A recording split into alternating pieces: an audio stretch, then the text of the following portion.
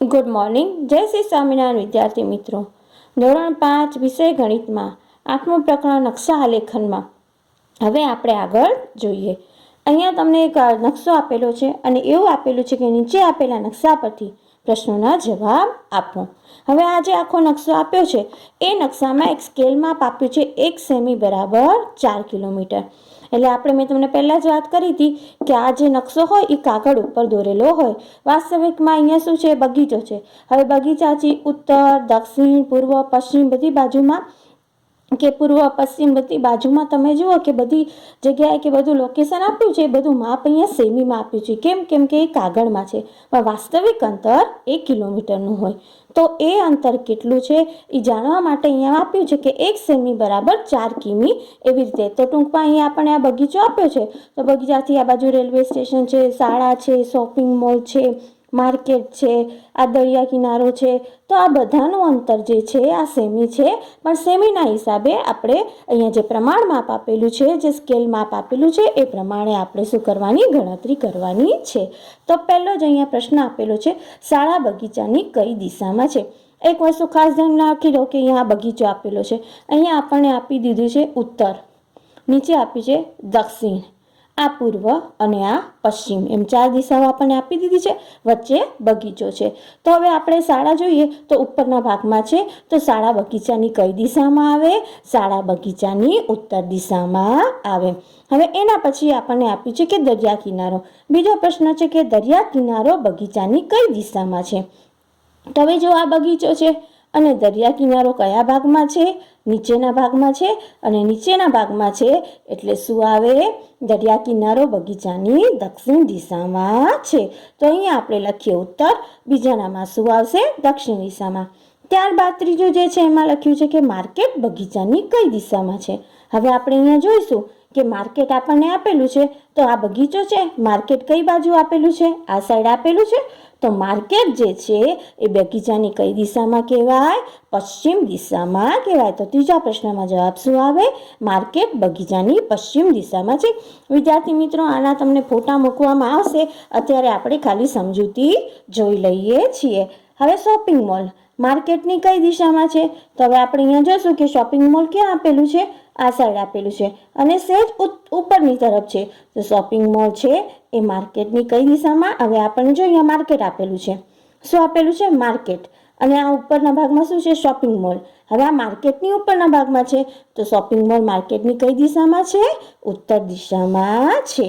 હવે જો શું કે છે, રેલવે સ્ટેશન બગીચાની કઈ દિશામાં છે? આ બગીચો અને આ બાજુ રેલવે સ્ટેશન. તો રેલવે સ્ટેશન બગીચાની કઈ દિશામાં કહેવાય? પૂર્વ દિશામાં કહેવાય. બરાબર. હવે એના પછીના પ્રશ્નમાં આપ્યું છે બગીચા અને શાળા વચ્ચેનું અંતર કેટલું. હવે એક વસ્તુ આ દાખલાઓ ખાસ સમજવાના છે, બગીચા અને શાળા વચ્ચેનું અંતર. હવે આ જો બગીચો આપેલો છે અને એનામાં ઉપરના ભાગમાં ઉત્તર દિશા તરફ શાળા છે. હવે તમે અહીંયા જોશો તો અહીંયાથી તમે આમ આવી રીતે સીધું જો, આ બગીચાથી આમ સીધું ઉપરની તરફ જવાય છે. હવે એનામાં કંઈક માપ આપેલું છે, અહીંયા 1 સેમી અને ઉપર આ 2 સેમી છે. શું છે? 1 સેમી અને 2 સેમી. તો આ 1 સેમી અને 2 સેમી એટલે 1 સેમી વત્તા 2 સેમી એ થઈને કેટલા થાય? 3 સેમી થાય. અને અહીંયા આપણને પ્રમાણ માપ આપ્યું છે કે 1 સેમી બરાબર 4 કિમી. તો એને આપણે 4 વડે ગુણીએ તો આપણને અંતર મળે. તો કે એ અંતર આપણે કેવી રીતે મળે? તો એ શોધવા માટે આપણે આ જો ગણતરી આપણે કરીએ કે આપણે આગળ જોયું હતું કે 1 સેમી, આ જે અંતર આપણે જોયું કે અહીંયા કેટલું છે? આ 1 સેમી અને 2 સેમી. હવે જો આપણે 1 સેમી 1 વત્તા 2, હવે આપણે એનું જો આપણે ગણતરી કર્યું તો શું આવ્યું? 3 જવાબ આવ્યો. હવે 3 જવાબ આવ્યો તો એ 3 સેમી ટોટલ થયું. હવે એને કોની જોડે ગુણવાના? 4 સેમીમાં, 4 કિમી જોડે.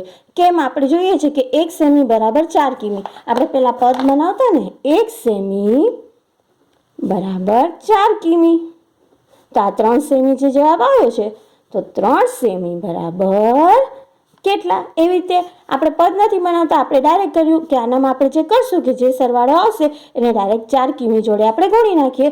તો 3 ગુણ્યા 4 નીચે 1. આ પદ ન બનાવીએ તો 3 ચોક 12 કિમી અંતર થાય.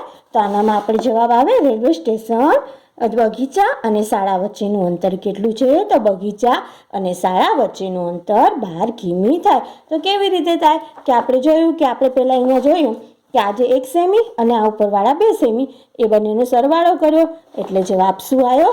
3 સેમી આવ્યો. અને પછી એને આપણે 4 જોડે ગુણ્યા એટલે 12 કિમી જવાબ આવ્યો. આપણો જવાબ એવી રીતે આવે. હવે એના પછી દરિયા કિનારો અને રેલવે સ્ટેશન વચ્ચેનું અંતર જણાવો.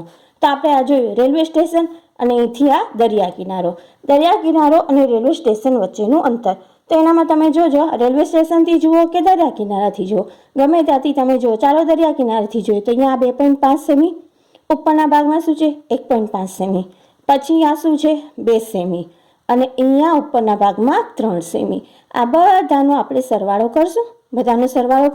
તો ધારો કે આપણે સરવાળો કરીએ તો આપણે પહેલું જે છે શું છે 2.5 સેમી, 2.5 એના પછી શું છે 1.5, પછી શું છે 2 સેમી અને 3 સેમી.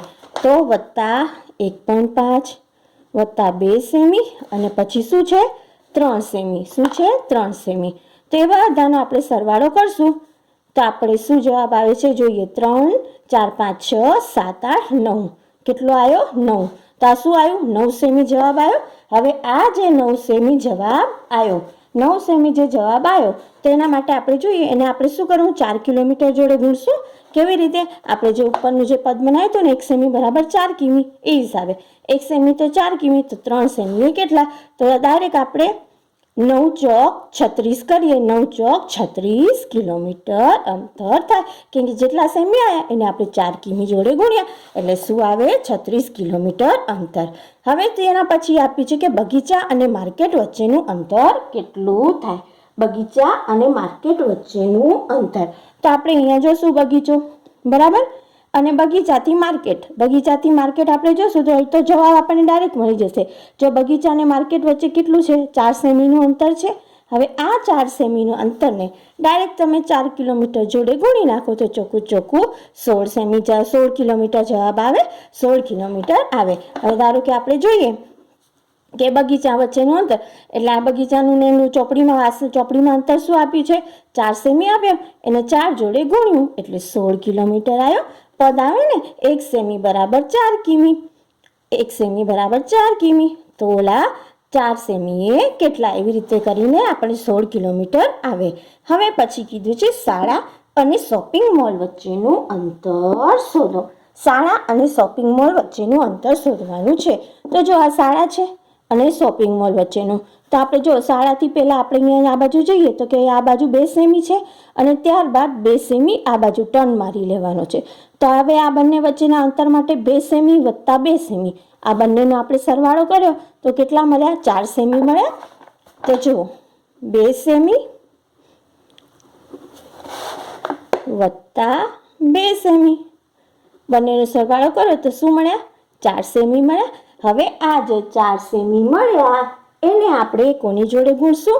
4 કિલોમીટર જોડે ગુણશું. એક પદ બનાવીને 1 સેમી બરાબર 4 કિમી.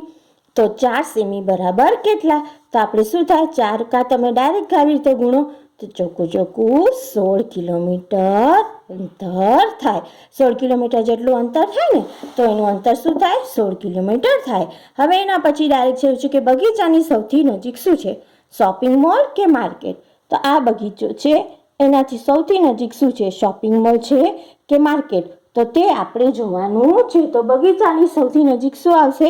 શોપિંગ મોલ આવશે. કે જો બગીચાથી માર્કેટનું આ અંતર તમે જુઓ તો આપણે સેમીમાં જ જોઈએ તો આ 4 સેમી અને બગીચાથી આપણે શોપિંગ મોલ જોઈએ તો બગીચાની સૌથી નજીક શું આવશે? તો બગીચાની સૌથી નજીક આવશે શોપિંગ મોલ. આપણે જો બગીચાથી આપણે આ માર્કેટ જોઈએ તો આ 4 સેમી અંતર છે પણ શોપિંગ મોલ તરફ જોઈએ તો 1 સેમી. પછી આપણે આ ડાબી બાજુ તરફ આપણે ટર્ન લઈ લીધો ત્યાં 2 સેમી. તો ટોટલ આ અંતર ચોપડીમાં આપણને કેટલું અંતર લાગે છે? 3 સેમી હિસાબે. અને આનામાં તો બગીચાની સૌથી નજીક શું આવે? શોપિંગ મોલ આવે.